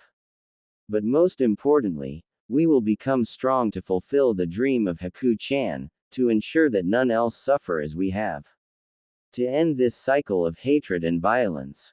Don't worry any longer. You don't have to be alone anymore. I accept you, spoke Naruto with understanding and sincerity as they both cried, caught up in their memories. Yummy Naruto just nodded, with a content smile on his face. Suddenly they both started glowing. They didn't move though, and they accepted what was happening with happy smiles on their faces. The light coalesced into one point between them, and shone even brighter, causing the Kyuubi, who was watching with interest, to turn away. When the light finally died down, there was only a single Naruto left standing. As he stood, his posture was straighter, more refined compared to the way he used to slouch before. When his eyes opened, the same cerulean as before now shone with understanding, happiness and contentment. The Kyuubi allowed itself a small smirk. Well done, boy. It seems you passed my test. How do you feel? It questioned Naruto, who looked at it with a smile, full of benevolence. I feel complete. For the first time that I can remember, I feel as though there is no longer a struggle. It's like I found a piece of myself that I didn't even know I was missing. My mind doesn't feel as cloudy as it used to. I feel clear and whole. My body feels like it's truly mine. I can move it better than I ever have, and every muscle and joint responds to my commands. My chakra feels different as well. It doesn't feel as chaotic as it used to. I feel completely at ease with myself, commented Naruto as he marveled at the new sensations of his body, and his very being. That's because your body and mind are no longer at war. You are no longer rejecting yourself, even on a subconscious level. Your body and mind is now working in harmony. Be proud, boy. Not many people reach this point in their life. I doubt even that old monkey you call Hokage has reached this level of self-actualization, explained the Kyuubi. Naruto just nodded his head in understanding and a little amazement at how rare what he accomplished just was. His head snapped up though when he thought about the Kyuubi's voice. When he first came in here, he recognized a strange quality to its voice that he couldn't really explain. But now that his mind was clearer, allowing him to think better, he realized what it was. Its voice sounded almost feminine. His eyes widened in comprehension. You're a woman, shouted Naruto in shock, his eyes bulging comically, as he pointed his finger at the colossal fox, who just broke down laughing at the ridiculous expression on his face. That's right, boy. I'm the mighty Kyuubi no Kitsune, queen of the Biju, replied the now identified female Kyuubi to his exclamation. Naruto for his part got over his little shock and just stared at the Kyuubi, who was doing another ridiculous pose, with a deadpan stare. You totally made up that title, he pointed out. The Kyuubi for her part looked affronted. It doesn't make it any less true though, she answered stubbornly with a pout that looked totally out of place on her terrifying visage. Naruto just shook his head in amusement. Man, I always thought the Kyuubi was a guy. Who knew it was a girl all this time? Naruto commented lightly. He knew he said something wrong as the atmosphere changed immediately and an oppressive aura settled in the room. The Kyuubi looked at him with a dangerous glint in her eye. Are you saying that women are too weak to be considered as mighty as I am? Are you a boy? She asked with a dangerous edge in her voice. Naruto just continued to look at her with a deadpan stare, totally ignoring the oppressive feelings she was giving off, much to her chagrin. No, it's because your voice is deep and gruff, and unless you look for it, it's hard to recognize the feminine quality to it. Long story short, you sound like a dude. You should really do something about that, pointed out Naruto bluntly. The Kyuubi could feel a metaphoric arrow piercing her chest with masculine written on it. She allowed her head to fall and her ears to droop. I didn't ask to sound this way.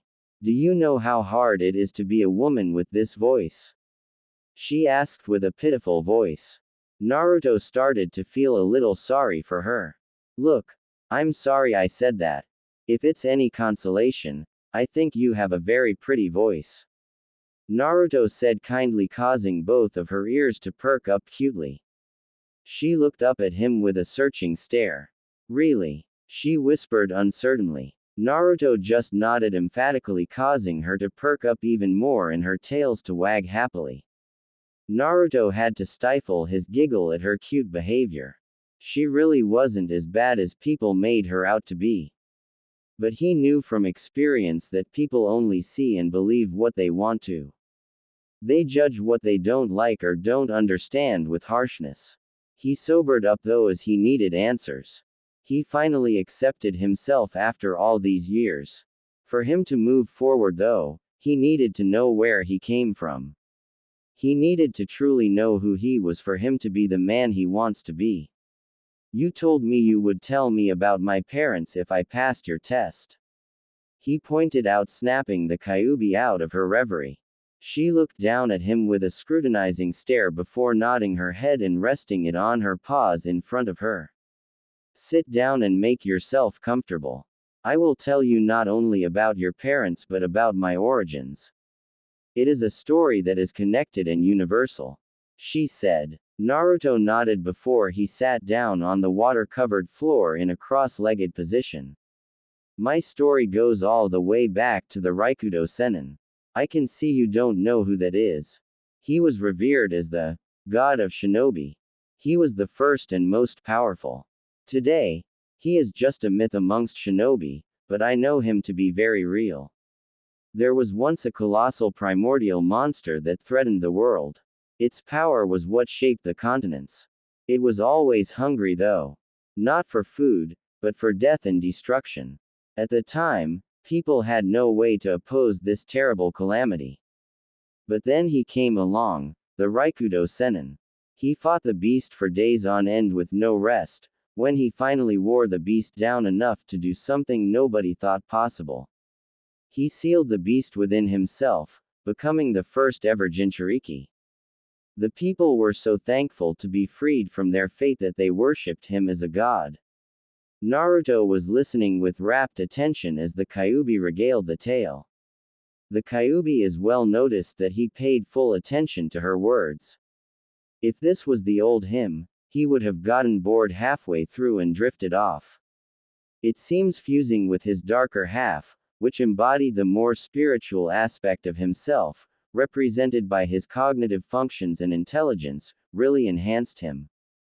The Raikudo Sennin then went around the world, meeting different people and gifting them with chakra as well as passing on his teachings of peace through understanding. He called it ninshu. However, over the years, humans perverted his teachings by using it not for its original purpose, but rather for wars and violence. Thus ninshu became what you know today as ninjutsu. Explained the Kyuubi to an amazed Naruto about the origins of ninjutsu.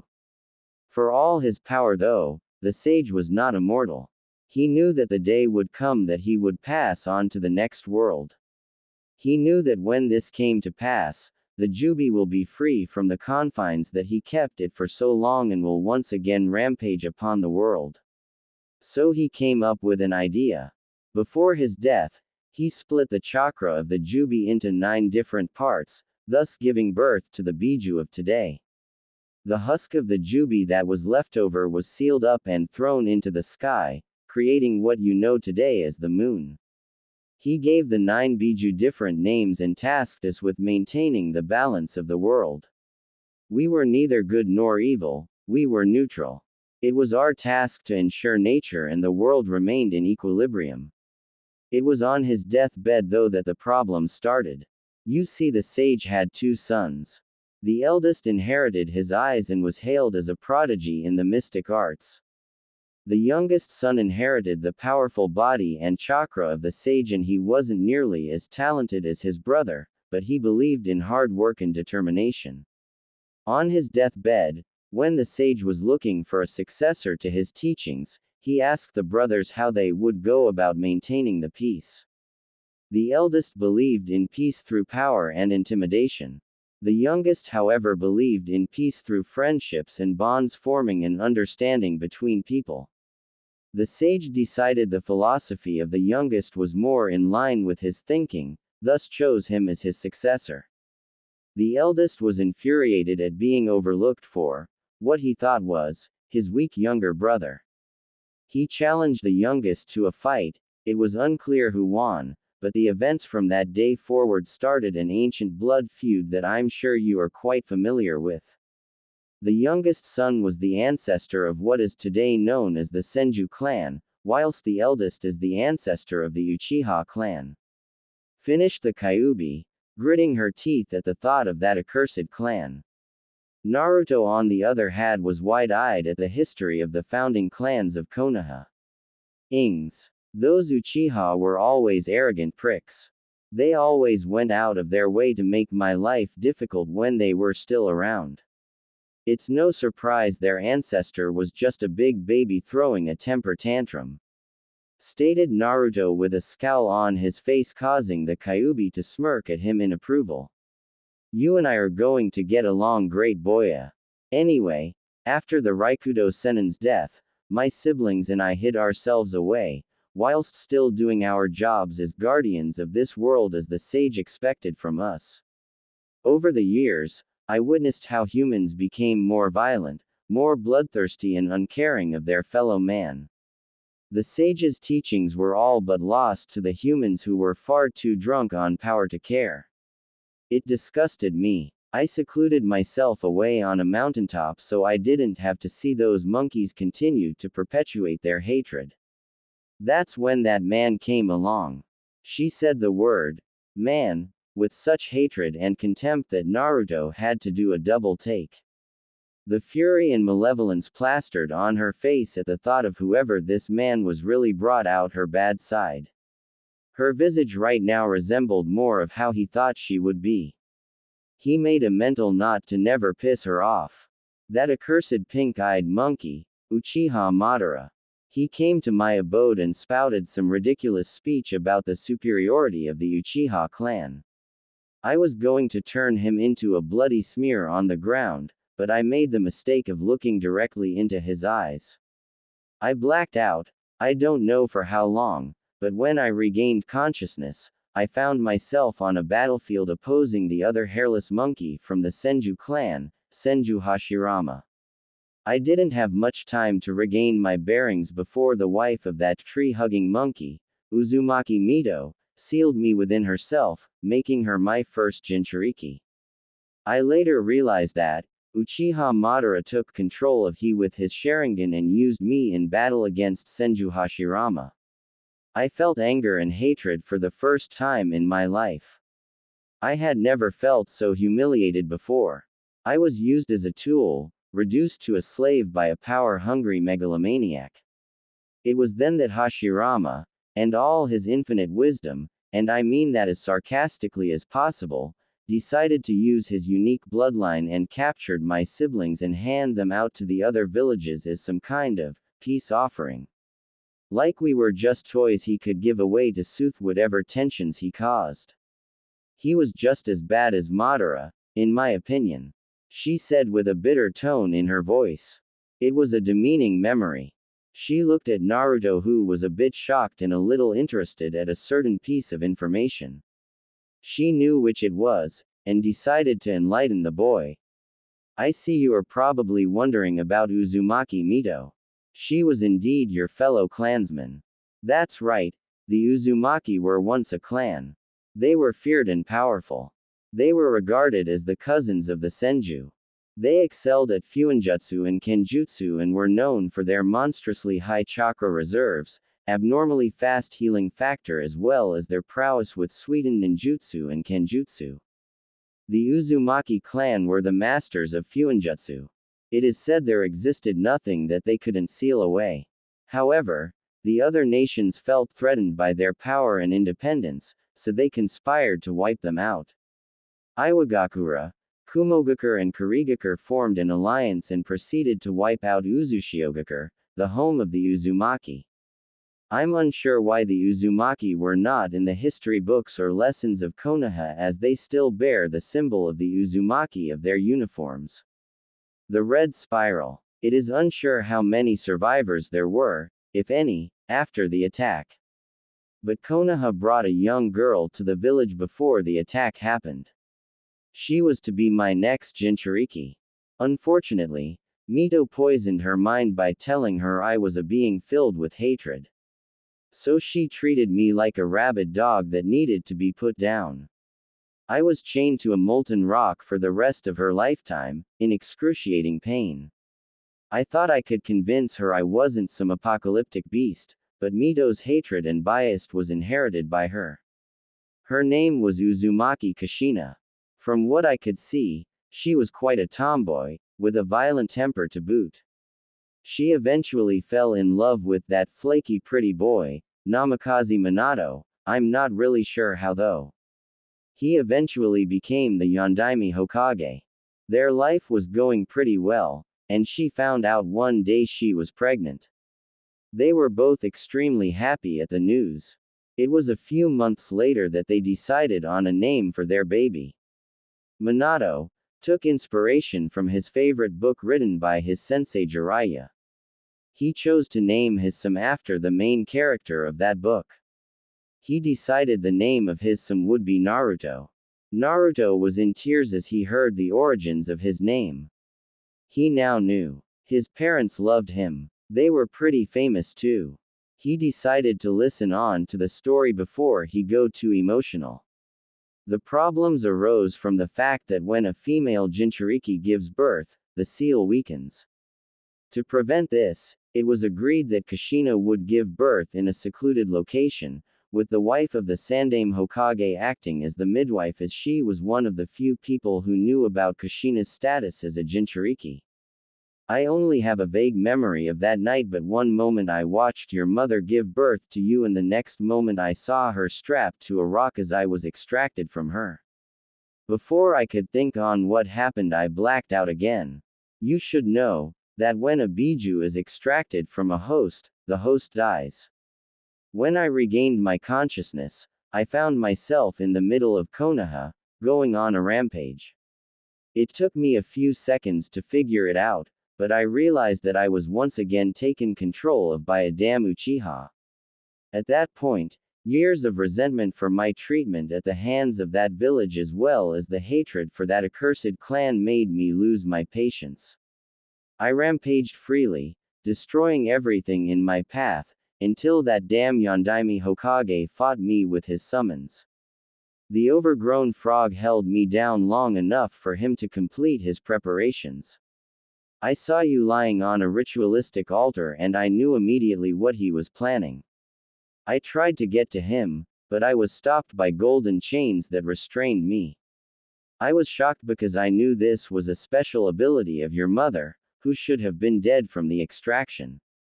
But she fought on and held me down while your father completed the seals.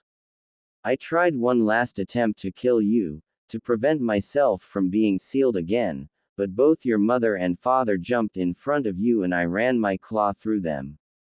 By then it was too late and your father completed the Shiki Fujin, a powerful branch of Fuinjutsu that summoned the Shinigami to seal away whatever the caster desires for the price of his soul. Your father then divided my chakra, sealing the yin half within himself, and sealing my yang half within you. They both passed on a few seconds afterward. Finished the Kyuubi. She was anxious to know his reaction to the story he's just heard. It would decide the kind of interactions they would have in the future.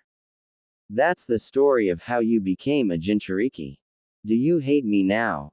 She questioned with a neutral expression on her face. She needed to see if he truly could be the one her father spoke of. She needed to know his strength of will and fortitude. Naruto just sat in silence, contemplating everything he heard. It was a lot to take in. He found out he belonged to a clan. He wasn't the first person to hold the Kyuubi. He finally learned the names of his parents. I want to hate you. I really do. I want to scream about the injustice of the world. But I know that it will make no difference at this point. I know how it feels. To be pushed to the side. To be ignored and be thought of as a monster. To be disregarded as a mindless beast. I understand you better than anyone. I know if I had a chance to make that difference in my life, I would take it. I don't blame you for wanting your freedom, which was stolen from you, back. I do feel a little guilty for the way my mother treated you. I guess, in my mind, I always had this imaginary image of my parents being perfect and infallible. But they were human too. Capable of making mistakes and judgments influenced by others. I'm still not sure how to feel about my father. While I'm happy he loved me, I can't help but be a little pissed at how I was sacrificed for the village. It isn't an easy pill to swallow. While I'm sure they had their reasons, they subjected me to a life of hell. I guess there's no use thinking about it now. I just have to make do with what I have and move on with my life. So to answer your question, no Q-chan, I don't hate you. Answered Naruto, with an understanding smile on his face.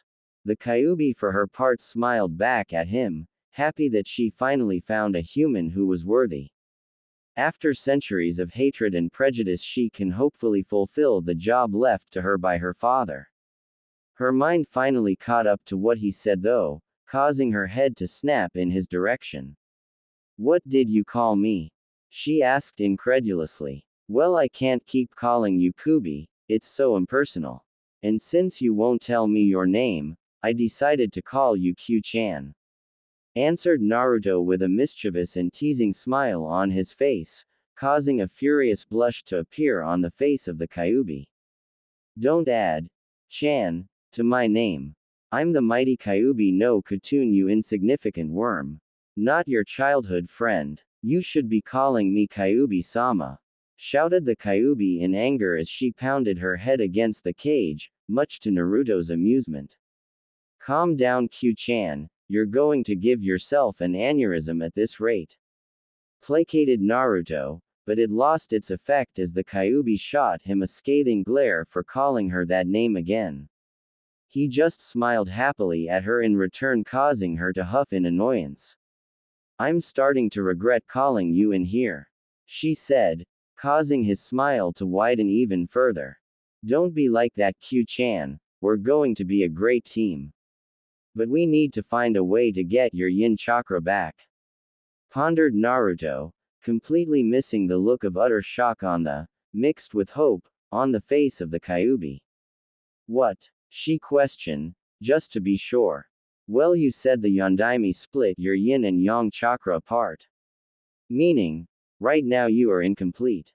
Again, considering what happened to me a few minutes ago, I think I understand better than anyone what it's like to be missing a part of yourself. So we need to find a way to give you back your yin chakra. Answered Naruto like it was the most natural thing in the world. The Kyuubi just looked at him carefully before breaking into a smile. This boy really never ceased to amaze her. While I appreciate the sentiment, you are a long way away from being able to extract my chakra from the belly of the Shinigami. You need to be more knowledgeable in Fuinjutsu for that to be possible.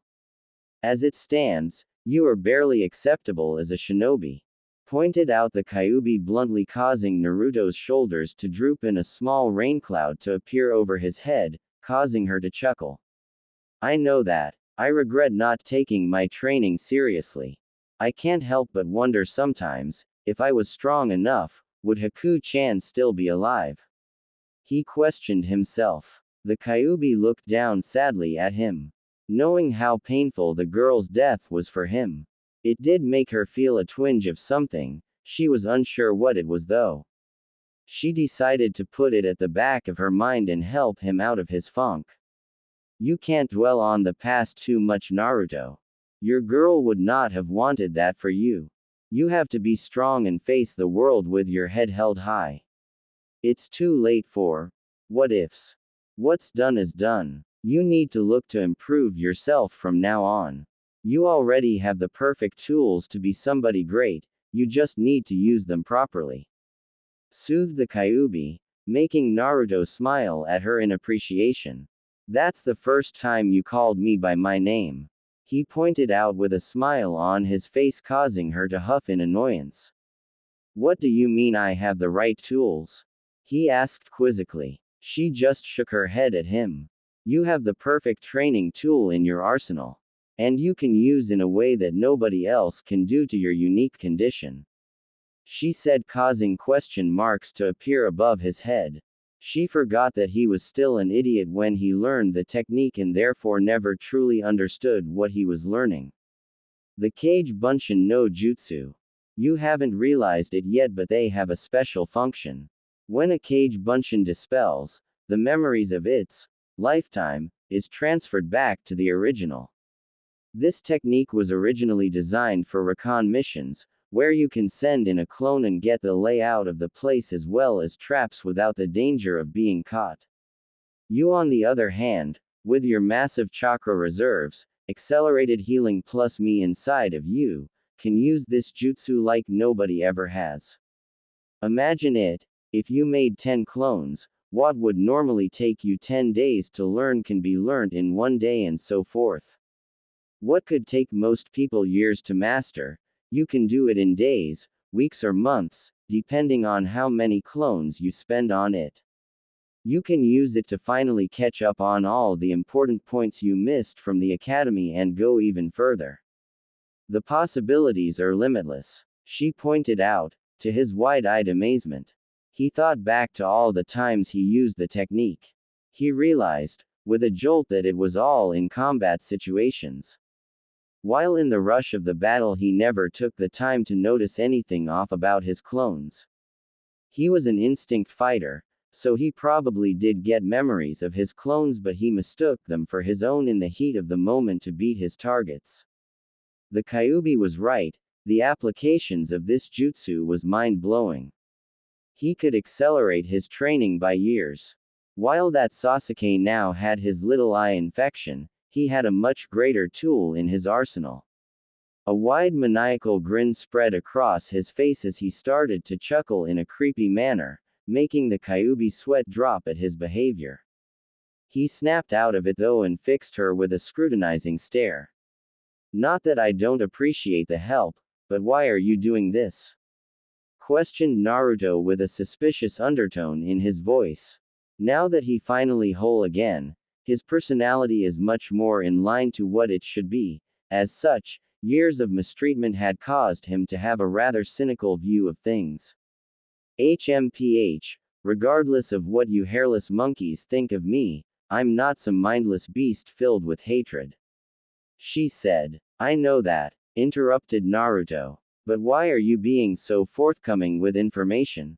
He questioned. Because I realize that I'm stuck with you. The seal on this cage binds us together. If you were to die, I would follow you. Only I would end up in the stomach of the Shinigami, with the other half of my chakra. It's futile to try and fight you when there are other forces working against us. That accursed Uchiha who manipulated me the night you were born is still out there. There are others as well that would mean both you and I harm. I have a feeling that you will play a pivotal role in the coming events. Plus, I can have my host be weak. As the Jinchuriki of the mighty Kyuubi no Kitsune, you have to stand above them all as my avatar. So I have decided that I will aid you as I expect you to aid me. Consider it a mutually beneficial partnership. She concluded with a fanged grin. Naruto, for his part, broke out into a happy smile. So we're friends. I'd be glad to be your friend Q-chan. Concluded Naruto with a satisfied nod, like he just made the greatest deduction. The Kyuubi just looked at him with a goggle eyes expression on her face. That wasn't at all what she said. I'm not your friend, you insolent brat. If you were inside this cage I would flay you alive, you worthless flesh bag. And don't call me Q-chan. Roared the Kyuubi in impotent anger, causing Naruto to smile serenely at her, pissing her off even further. You are so angry, Q-chan. You need to relax every once in a while. Ooh, speaking of anger, I've noticed that in the last few days that I am able to somewhat sense the emotions of people around me. What's up with that? Inquired Naruto. The Kyuubi for her part finally calmed down and smirked at him. That is a special ability that can be granted to my hosts when they sync with my chakra. It's called negative emotion sensing. You awakened the ability when you momentarily synced with my chakra on that bridge, when that midget threatened your mate. You didn't give in to the hatred, which would have usually happened, causing a corrosive chakra cloak to appear. But because you balanced it, either by fluke or on purpose, you achieved the conditions to unlock this ability. It's the highest form of sensory in the world. Nothing can ever escape your notice if you learn how to properly control it. Bragged the Kyuubi in a smug tone of voice as Naruto looked up at her with sparkling eyes of admiration, boosting her ego even further. Whoa, you're so cool, Q-chan. Imagine how this will aid in my training. I won't have to worry about people spying on me now when we get back to Konoha. I need to get training quickly if I want to get to an acceptable level. Luckily, I have Zabuza and Haku-chan's equipment to help me out, not to mention their scrolls. Plus with the Kage Bunshin to aid my training, I can progress nicely. I only need to worry about my physical